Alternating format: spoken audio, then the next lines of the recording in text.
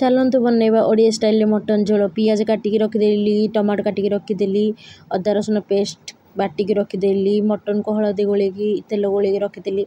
एठी तेल कड़े गरम होला परे तेल पकेदेली, गोटा मसला पकेदेली, तेजपत्र जीरा सब फुटीगला परे पियाज ऐड कराहब। पियाज भी ऐड कली, पियाज हो सारा पर अदा रसुण पेस्ट भी पकाहब। अदा रसुण पेस्ट हो सारा पर पूरा 10-15 मिनट कषि सारा पर अदा रसुण कषि सारा पर से मसला सब ऐड कराहब।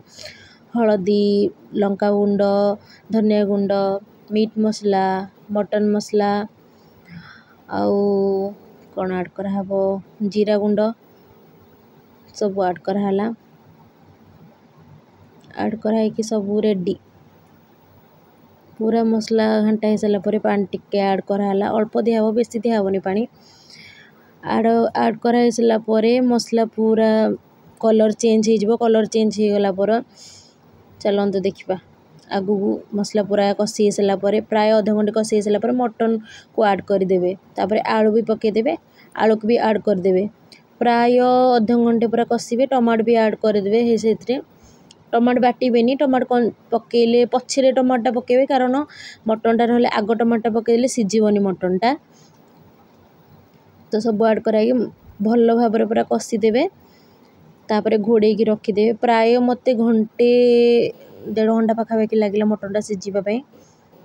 मटनटा टिके लेट हुए, प्रेसर कुकर बसैले तार टेस्ट अलग आसो।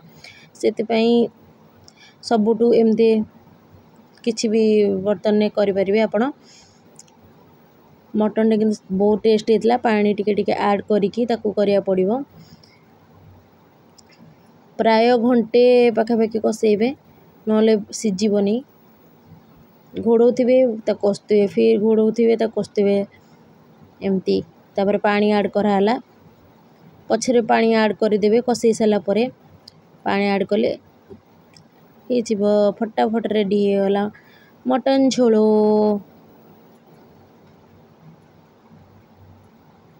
देखंतु एबे रेडी भी हो गला मटन, फटाफट रेडी हो गला ओडिया स्टाइल मटन झोलो। सर्व भी हो गला, तापरे फटाफट खाईदेलु आमे राइस आ मटन झोलो। Bye bye.